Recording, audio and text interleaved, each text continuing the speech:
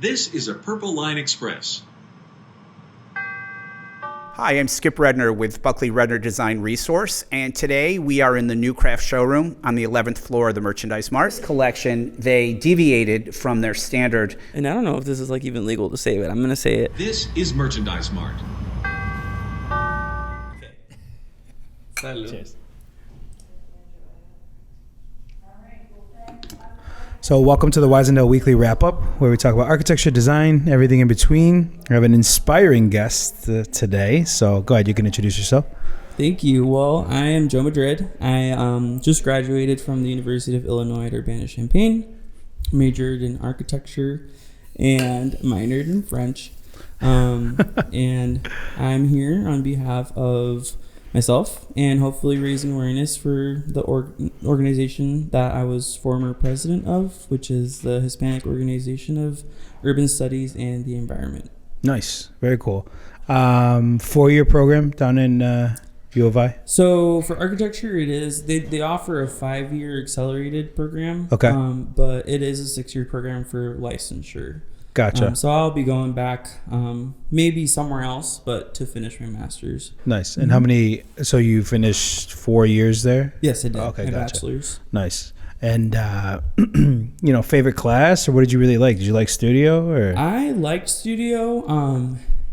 Some people don't like it because they find it's difficult to express themselves creatively. Yeah, for sure. But I think it's something that you need in order to synthesize what real world situations are going to be like with a client. Mm-hmm. I don't like this entire design. You have to do it over. Right. What can you do differently? What works? What doesn't? And that's something that I like. I like learning. So yeah, we're working within the constraints for sure. And then when you get into the real world, there's even more constraints, right? So I mean, I know school tries to teach some of the constraints, but obviously you don't learn any. You learn a lot more when you're in it, right? Right. And is that how you how does French get into the mix? First of all, how did you do that? I'm just a language freak. I love learning languages, and I think a lot of times people miss that language is not just something you speak. It comes with the culture. It comes with the food and the music and for sure. social political issues and so that's just something I brought upon myself. Yeah. I love France and I love awesome. their culture. So did you see The French Dispatch by Wes Anderson? I heard about it. Is that the one Timothy Chalamet's in? Yeah. Okay, I haven't seen it because of him. Why? You don't like him? Yeah. Yes, love it. I'm guilty of like not watching things that have been hyped for too much. Yeah. So I actually got lucky. A good example is I got lucky right before Breaking Bad went crazy. Okay. I was able to watch that with my parents' approval. Yeah, right. And it was amazing. And then everyone else hopped on it, and I was like, yes, I got there before you did. Yes. That kind of feeling. Yes. Did you watch Better Call Saul then? Which was the spinoff? I started it. Okay. But I didn't. He's a great actor. Yeah. And the character he plays is also great. Yeah. But too much Saul on the screen. Yeah. It just gets to me. Gotcha. He's from Illinois too, I believe. Is he? Yeah. I think he's from, I want to say like Southern Illinois. I'm not too sure. Or a suburb of Illinois for sure. Got or it. Chicago. So he can say wherever he's at. Too funny. But yes, French Dispatch, got to check out. It is a really cool, creative piece of work. Is it in English or French? It's in English. Oh, okay. Yeah. But the section that your boy Timothy Chalamet is in, it's in French. Yeah. Because he leads like the revolution in France, and you got to check it out. But yes, French, France. I know that we're drinking some wine here, and you went for Spanish wine. Yeah. I did. Yeah. Do you like the Spanish wine? I do. Yeah. There's something different about red wine particularly that comes from Spain. Yeah. The French do white wine best, I think. Okay. Cool. So Very that's cool. just my preference. There you go. Nice. And then when did you get involved with H.O.U.S.E? I got involved initially as a member my junior year. Okay. And I wasn't very involved. I wasn't very present, if I could say, just because I was working on top of school and trying to meet deadlines for studio and trying to keep up with, we need you to be at work at this time, and taking people's shifts, making as much money as I could. For sure. So just being as busy as I was, and I wasn't able to attend as many events. And for some odd reason, every time I was available, they weren't meeting. So, but I had many great insight, many opportunities for insight, I guess I could say, through lecture series that they were holding with Arquitectos Chicago. So I was able to pitch in virtually here and there. Nice. And a couple of my very close friends that were already graduates were like, hey, you should run for something on the board. Like, you're organized, you'll get things done. And I'm kind of over here scratching my head like, I don't know about that. We'll see where it leads. But thankfully, I did run, and I kind of ran for whatever was available, and then I got picked for president. Nice. Yep. So congrats. That was that. And it was H.O.U.S E. So how long was H.O.U.S E around before you joined on? So H.O.U.S E is pretty young. It was established in 2018. Okay. So it's only been 4 years. And I know a lot of people are like, 4 years, that's a lot of time to do some damage, but it's really not. When you get started, it goes fast. It does go very fast. And there's a lot of I guess you could say, like, legislation, like paper documents that need to get done. Sure. Even just recruiting. For us recently with COVID and everything, and coming back and kind of recovering from COVID, we have something on campus called Quad Day. And all of the RSOs, so student organizations, are kind of given a spot on the quad, in the main quad. Okay. And they set up a table, and they kind of have people, if you want to sign up, this is what we're about. And we didn't have that privilege when I took over as president, because they weren't really sure where we were at with COVID. So we kind of had to do it virtually, and you can imagine those numbers dipped. Yeah. So our member count for this year was just shy of 30. Okay. But they were all actively engaging, and nice. I'm hoping that this next year that we have the quad day, we can get a little bit more. And I guess how long are the terms, like the board member terms? So it's the full academic year. Okay, gotcha. Okay, because I know when I was part of the IEDA, I think our terms were 2 years maybe, and then the president was 4 years or something like that. Oh, wow. So they're definitely lengthy terms. And the goal for H.O.U.S E is just to raise awareness for the minority community and for architecture. Yeah. So I'm going to explain what it is, and then I'm going to clarify, because there is some debate as to what it means.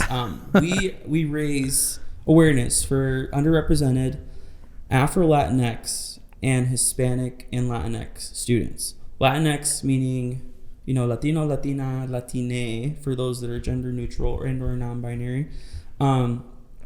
And Afro-Latinx meaning that you have, in some way, shape, or form, you have a descendancy to African roots, ethnic roots. Now, that doesn't mean that we exclude anybody. It's all inclusive. You don't have to be Latinx. It's just what our studies focus on. Another thing is bridging the gap between what Latinx or what Hispanic means, because there are people that are half Cuban and half black, and they say, well, I'm not black enough to be black. And I'm not Cuban enough to be Cuban, so I'm kind of like in this purgatory of like, what am I? Where do I belong? Yeah. So I wanted to make that clear, that there needs to be more emphasis on where people come from, specifically because Latinx meaning Latin America, geographic location, that's where the name originates from. Hispanic meaning Spanish speaking, which could be Spain, Argentina, wherever, it could be across seas. Yeah, across the pond. So that's what we're focused on. Gotcha. And specifically in our architecture, landscape architecture, civil engineering, industrial design, sustainable design is our newest major at UIUC. But basically anything that has to do with building houses or city infrastructure, etc. Gotcha. And you in the organization basically raises awareness for like what is in those industries? Is that typically what the messaging is? Yeah. So the message for us is to push for opportunities for Latinx and Hispanic students, just because there is a disconnect between where we are.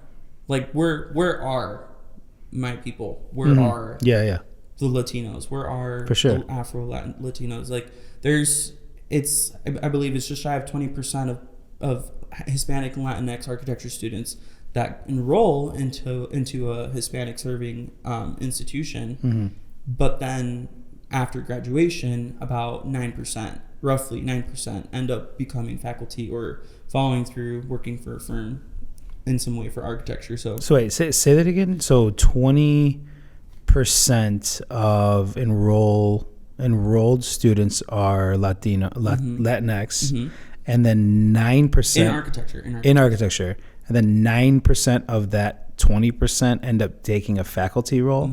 Interesting. Yep. Wow. And honestly, I'm sorry not to cut you off, because that's an interesting stat. Yeah, like is that like a recent year? I guess where are you getting those percentages from? That is from AIA Los Angeles. Where Are My People conference that was held. There was a virtual call that they held, and there was also research article, I guess journal you could say, that was in conjunction with that was posted on their behalf. Oh, very cool. Yeah.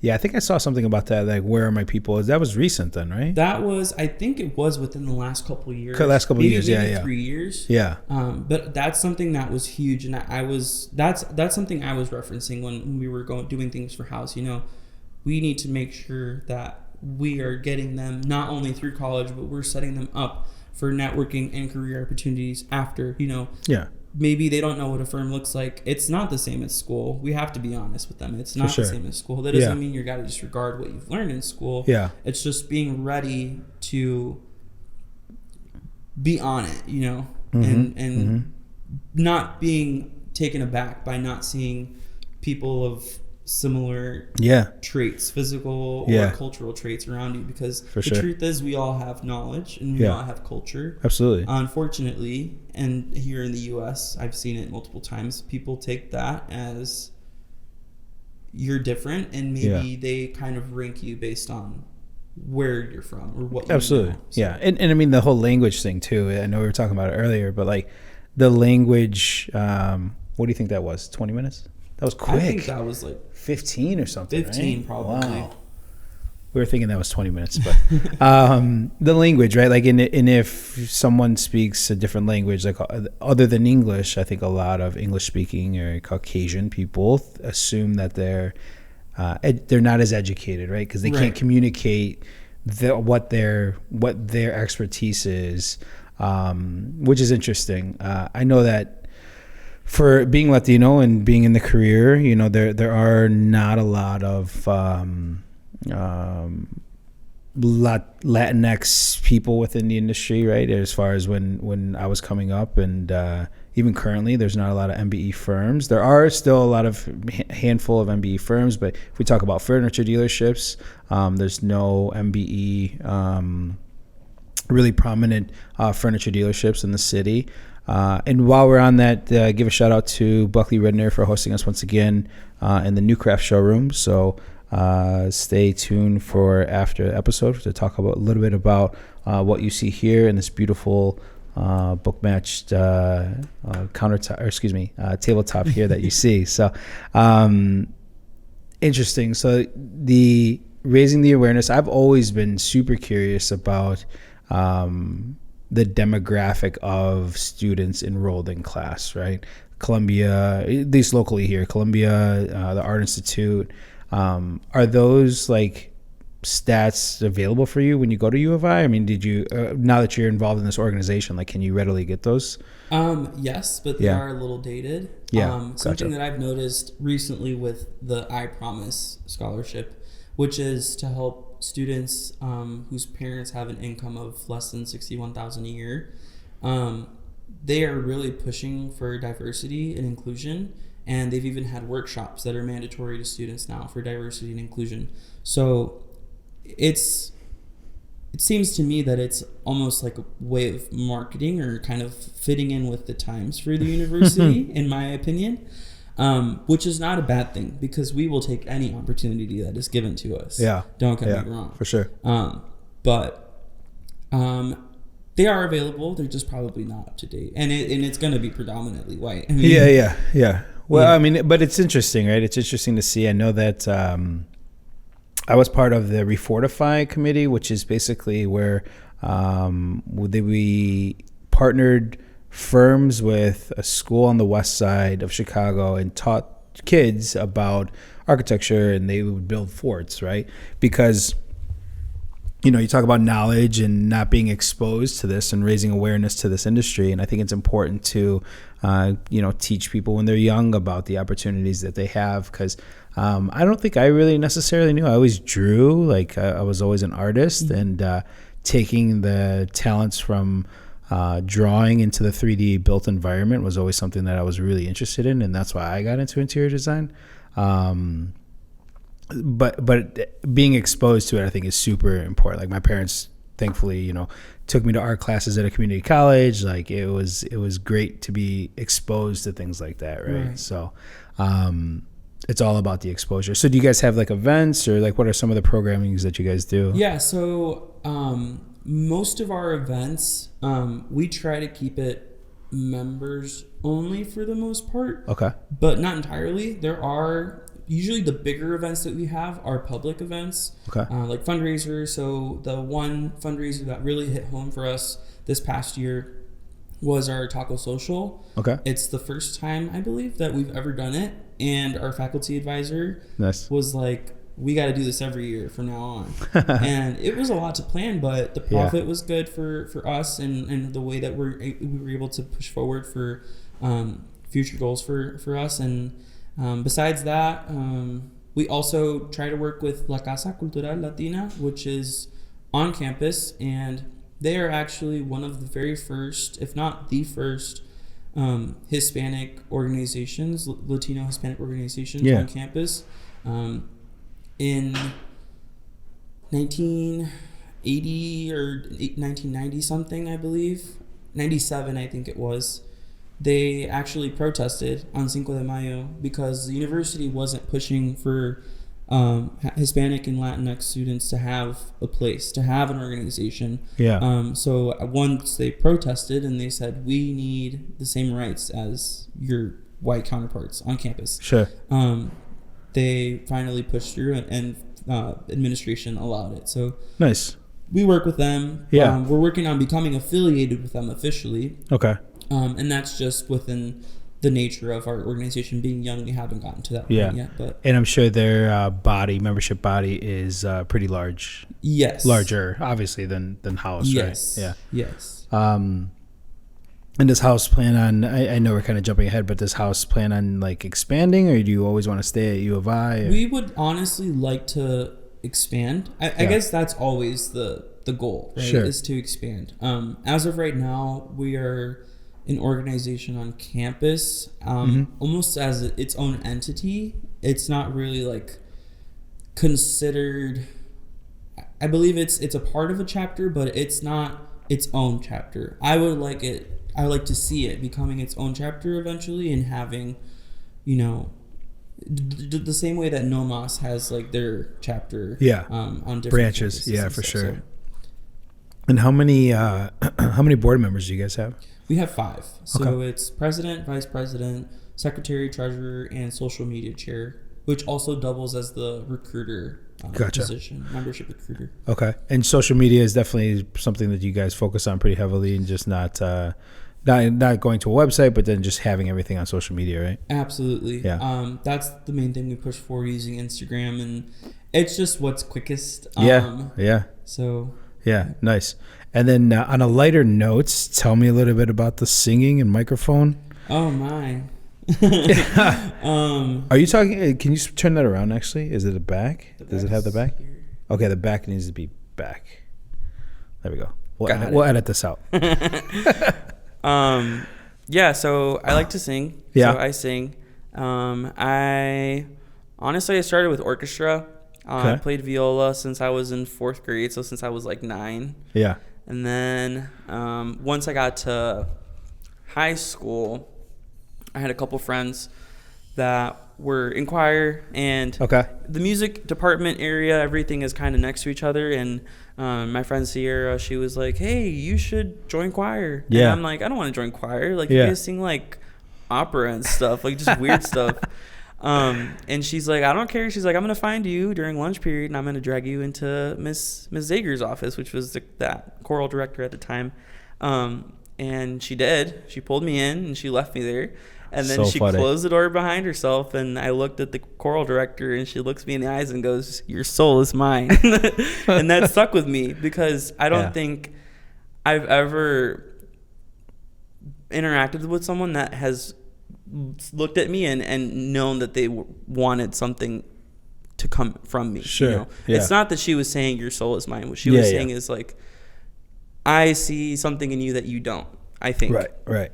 And she did what she did, and I love singing more now than I do play my viola. So. And you mentioned that you tried out for The Voice here. I did. Okay. I did. Was that in the city here? Or? That was So they have, and I don't know if this is like even legal to say, but I'm gonna say it. They have like 3 auditions. Again, tens and tens of views here. They have 3 auditions before you get to blind auditions on TV. Okay. And the one that we're holding here in Chicago at Navy Pier was the open call. Mm-hmm. And I was still 16. So when you're a minor, you have to go with the parent. So my dad went with me. And we went so early. It was like 2 a.m. We show up, and we were like, I think like number 20 in lines, which was good for us because we got out of there sooner than most people. But they basically herd you like cattle in a huge line, and then they sit you down in all these chairs, and then they pick you 10 at a time to go into rooms, and then you kind of sing snippets, and that's the open call, so anyone can go. And then I remember being in that room, we all sang our snippet, and then the judge, which was the casting producer, she goes, all right, I've heard everyone in here, and no one in here has enough potential for the competition, so follow the white arrows on the floor on your way out. And I just remember being like stunned, like, what? Like, lady, I just got here. What do you mean? Did you guys all sing the same song? No. So we each got to pick our own song. Okay. Mm-hmm. What song did you pick? I did Hallelujah by Jeff Buckley. I don't know that one. It's Hallelujah. I'm not going to sing it for you because that's what you're trying to get me to do. No, that's not what I was trying to do. And then it's like a longer, okay, I think I know it. But it's like a church song, right? Yeah. Yeah. It's that one song everyone knows from Shrek. Everyone knows that song from Shrek. So I sang that, and then I went home, and I was so angry I didn't talk to my dad the whole way home. And he understood, which was good, because if I was with like my aunt or uncle or something, it would have been bugging me all the way home. Yeah. And that was January of 2016. Okay. So then April rolled around, and I was still kind of like salty about it, but got an email, and that same casting producer was like, hey, I put a star next to your name. I didn't tell you to stick around because I didn't want to send you to the second stage, which is callbacks. I want to send you straight to private auditions in St. Louis. Nice. And then I freaked because I was like, oh, I thought it was over, you know? Yeah. So went down to St. Louis with my family, and we come into the lobby where all the other singers were at, and it was very weird. It was surreal. It was kind of like a fever dream, because you have people that look like they should be on TV and don't really sound good, and then you have people that look like your typical Joe. Not me, Joe, but other Joe. I understand. So kind of sat around, and then they had 2 soundproof rooms, supposed soundproof rooms, and they kind of read you off a list. And the person that was singing in the soundproof room before me could be heard from the lobby, and everyone was kind of like, all right, who is it? And she comes out, and she's beautiful. She's got all this hair, and she's sweating, and she's like crying because she has the paper that you need to the ticket the ticket to LA, that big ticket. And she's like telling everybody like, I made it, y'all, and I'm like, dang, I wonder who's going to go after her. And then the guy with the Bluetooth, like the headset thing and the clipboard comes out and he goes, Joe Madrid. And I'm like, oh, you had to go after her? Oh, my goodness. Oh, yeah. Oh, my goodness. Okay. And then later on, after I didn't get the ticket and got through I did my best kind of like sentiment, I watched the season with my family, and she ended up being that season semifinalist, Kyla Jade. Nice. So props to her. She deserves it, and I hope she's still doing music. I haven't heard much of her after that season is over, but yeah, it was a great experience. It's something that I recommend if other people are afraid of trying, just do it. For sure. Even if you don't get far. Yeah. Yeah. No, I think the pursuing it, right, and just going for it, I think it's awesome, right? Like going through them, even just going through the motions and seeing everything happen, I think is super important for sure. Yeah. Okay, so then back to H.O.U.S E. Sorry, I wanted, because I think that provides background, right? And I think like it's important to know like the things you're into and just understanding like, hey, yeah, you have to do things and you have to pursue things. I think is very important. So with H.O.U.S E now, your term ended because of the end of the school year. Yep. Right? And then, so if you're not going back, are you still going to be involved coming up, or how does that work? I do still plan on being involved. Okay. There are colleagues of mine that were also former executive board members that work now at firms like Chipman Design and other firms. They're still very, very involved. And that's the thing about our community. We're very helpful to one another. Nos echamos la mano. We're there when you need us, whether we're meant to be there or not. And I want to pay it forward the same way that they have paid it forward to me. If it wasn't for some of them, I wouldn't have had any clue what to do with H.O.U.S E. For sure. This year we got our official shirts and our official honorary cords for graduation, and we got some money in the bank for us because we were running low, and you can't do that if you're a newer org. So definitely I'm gonna keep in touch with them and help them out. Did you guys already have your like call for the next president, or the president-elect is I'm assuming is rolling in? Yeah, so we actually, I believe this is the first time that we've done this too, but we had it's called the end of year ceremony. And basically what we did was we recognized all the members that are current members of H.O.U.S E. And we also had the presentation of the shirts and the presentation of the cords.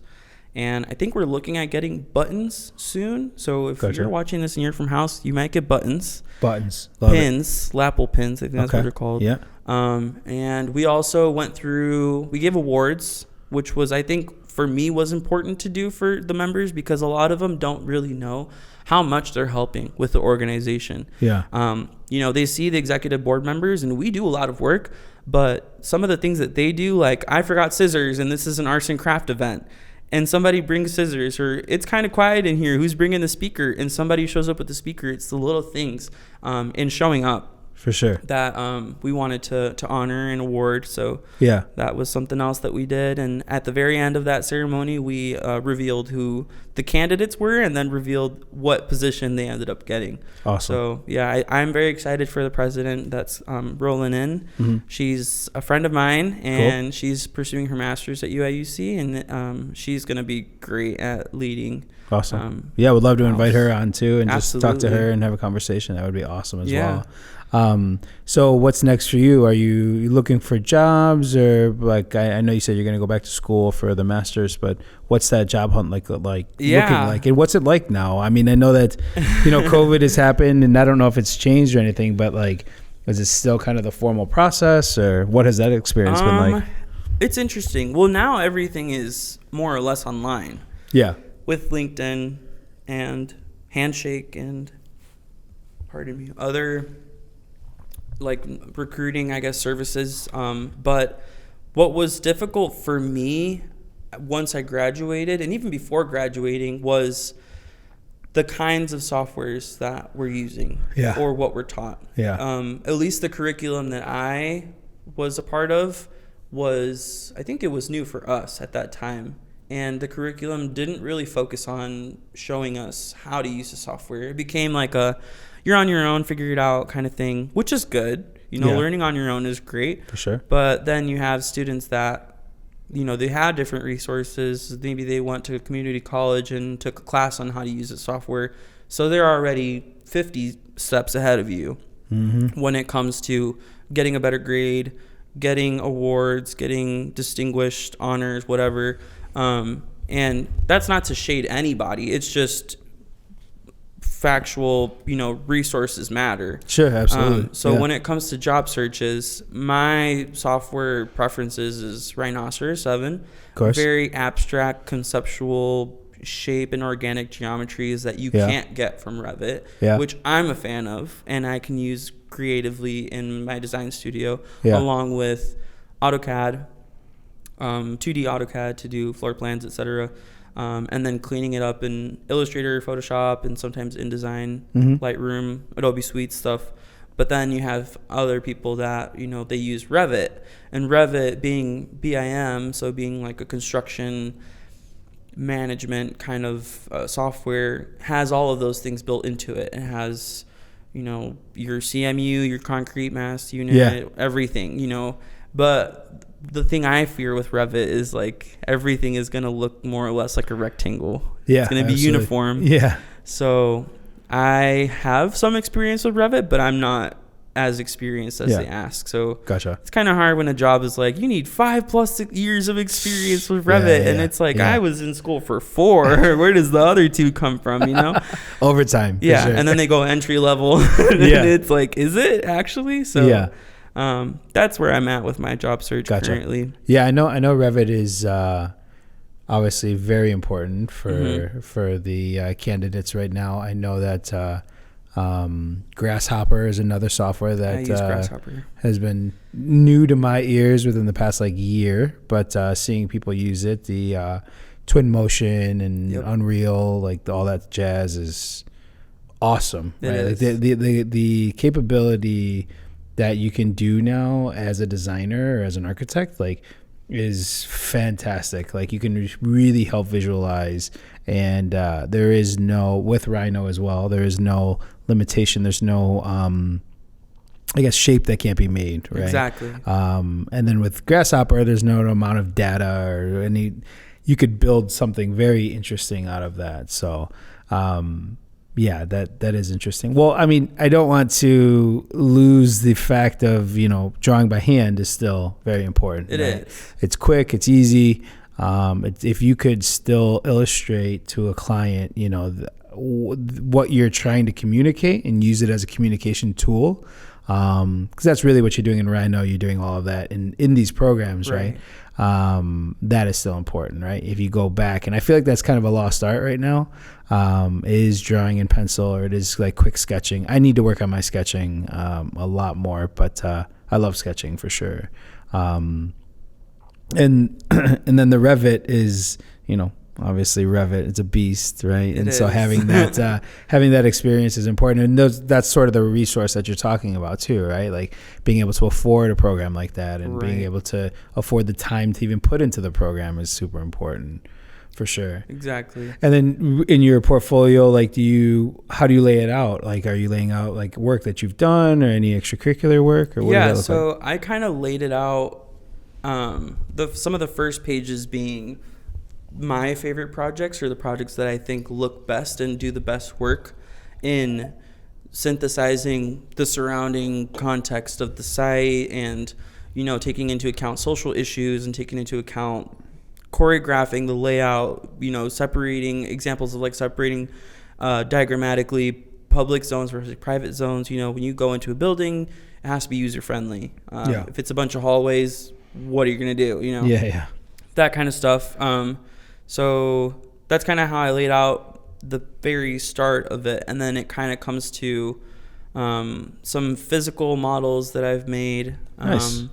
And then goes into like miscellaneous like projects I did on my own, and then like photography and like hobbies and stuff. Yeah, towards and the end. that's important too, like the hobbies and the, you know, again, it provides color on the things you're into. It provides color in your thought process. Like, I know some of those processing, I wish that I documented a little bit more in my college education, my process, which I never really documented. You always document like the after, but that's cool, very cool. And so when you're looking now, I guess what happens in the next few years? Like, where do you want to be? And we'll start with you, and then we'll talk about H.O.U.S.E too. Yeah. So for myself, I would ideally like to be working by the end of this summer. And then if it's preferably full time, but if it's an internship going into full time, I'm open to that as well. And then I want to work in the Chicagoland area for a year and a half, 2 years max, I think, and then probably move out of Illinois. Great. That's awesome. Yeah, Texas is calling my name, okay. but Yeah. we'll see what happens. Yeah. You have a concern about Texas, which is interesting. Yeah. I've never heard anybody really call out as a concern. But moving out of state, I think, is awesome. Like, I encourage that 110%. California is nice too if you ever want to go out there. Like, it is expensive as hell. It is very expensive. For sure. And his concern with Texas is the power grid. Yeah, the centralized power grid, everybody. Big concern down there. What part of Texas? I was looking at Austin. Okay. Just because that's like the whole like millennial city. Yeah, for sure. That's like going on right now. Yeah. I'm assuming you visited. Have you been there? I have visited. Okay. Gotcha. Briefly, but I have visited. I also was looking at San Antonio. Yeah. It's a little bit more old-timey Texas. Yeah, for but sure. It's still very charming. Yeah, definitely. And my uncle used to live in San Antonio. Yeah, we went on the Riverwalk, the whole spiel. Yeah, for sure. So for sure. Well, cool. That's great. And then H.O.U.S.E. What about H.O.U.S.E? Yeah, like, so for H.O.U.S E, I'm hopefully looking at still being connected with the executive board members. More than anything, the biggest push and like the idea that we have for H.O.U.S E is making sure that the members are in control of what's happening. That doesn't necessarily mean just the executive board. It means everybody. So whatever they feel like is necessary, we're going to do, because the truth is there are some RSOs that they have a set series of events, I guess you could say, that happen throughout the school year. And then 2 or 3 years pass, and then technology changes or different classes don't exist anymore. And then it's like, why are you showing these things? They're not needed. So it's really catering to their needs and tailoring even to the changing environment around them in terms of education. So nice. Well, where can people follow H.O.U.S.E? Like, what are the Instagram handles? Yeah. Is it only Instagram, or do you guys have other channels? Right now, I think we only really have Instagram. Okay. Snapchat is kind of like everyone's agreed that Snapchat is more of like a personal, like friend to friend app, but we actually have, it's linked, the Instagram is linked to our Facebook, but the Instagram, the handle is at H.O.U.S E, so H.O.U.S.E _UIUC, and you'll see the logo. It's an orange logo. It says H.O.U.S E. You can't miss it. Nice. Follow us, and if you are interested in anything, any lecture series or informational stuff about how to get prepared for licensure and NCARB, all that stuff, we also work with Arquitectos Chicago a lot and promote a lot of their stuff as they do ours. Yeah, they're great. I know a few members for Arquitectos, and they are doing great work as well, right? Like, they're definitely pioneering some stuff too. They definitely are. Yeah, that is awesome. I need to reach out to them too. So well, cool. Well, thank you for joining. Thank you. Did we miss anything? Did you cover anything? I think that's everything. I think it's good. Yeah. Well, good luck on all the future endeavors for sure. Thank you. We'll welcome you guys. Are more than welcome to come on the podcast whenever you guys can. So thank you. We definitely will. Awesome. All right. Well, salud. Salud.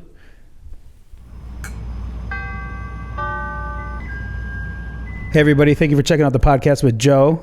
For more of what you see in scene here, we have someone a little bit more knowledgeable with the Nucraft product. Go ahead. You can introduce yourself. Thanks, Felix. This is Skip Redner with Buckley Redner Design Resource, and we are sitting in the Nucraft showroom in Chicago at the Merchandise Mart, 11th floor. And I want to just give you a little sense of the history of Nucraft, what they do, and some of the products that you're seeing on the floor today. So Nucraft was started in the mid-1940s outside of Grand Rapids, Michigan. It's still in the same family. It's the fourth generation at this point. And the company started as a company that made paper management trays, waste baskets, pencil cups. And as the office furniture industry changed over the years, they changed with it. And for the last 20 years, they've been a leader in conference tables and credenzas for typically a higher end corporate setting. And so I want to just talk about a few things that we have in front of us today. This conference table is from the Ascari collection. And Nucraft typically works with industrial designers and furniture designers for most of their collections. With this collection, they deviated from their standard method, and they've partnered with Gensler, New York. Nice. So a number of designers out of that office have worked closely with the engineers at Nucraft to design Ascari. And so what we see here is the Ascari conference table, and this one happens to have an island base. And then we also see another Ascari conference table behind you that has panel base with a veneer top versus this table, which has the book match stone top. Beautiful. It really is. And both very different, but really beautiful. And then beyond that is the Ascari credenza, which complements the table in front of it. The wood detailing on the credenza matches the wood on the table. And in that case, they used a Phoenix laminate on the top, which is a very popular suede-like laminate that designers have been asking for. Yeah, definitely. I think the two takeaways, there's actually three takeaways for Nucraft. The first one is materiality. And what that means is you can do whatever you want. We offer a variety of veneers, we offer a variety of stones and laminates, and you can basically build a product per your spec. The other part is Nucraft is very good at dealing with power and data, because that's something that's changing all the time. And we've even seen that there's a trend for designers to ask for power, not in the center where it always used to be, but along the perimeter. And so Nucraft has done a nice job addressing that. They offer perimeter power. They offer power matrix boxes if you do want to do it in the top of the tables. And they've also done a really nice job with Ascari and also Flow, which is another conference table and credenza line within Nucraft. They've done a really nice job with working on how to conceal the power. Removable panels in the bases, so that as long as you position the table over the floor core, you essentially don't see any wiring. And that's a big deal because it goes along with, they feel that it takes away from the elegance of the pieces if you see wiring. And our clients tend to agree with that. Mm-hmm. We have a variety of products in the showroom. We have conference tables, credenzas, collaborative tables, lecterns, 3 different price points primarily. And we would be happy to answer any questions. You can reach me via email at skip@buckleyredner.com. And you can also visit our website, buckleyredner.com. And that's great. That's about it. Yeah, no, I mean, great presentation. And thank you again for having us, and thank you for all the support. Appreciate My pleasure. it. Thank you. Your safety is important. If you observe unattended packages, vandalism, or suspicious activity, inform CTA personnel immediately. Doors closing.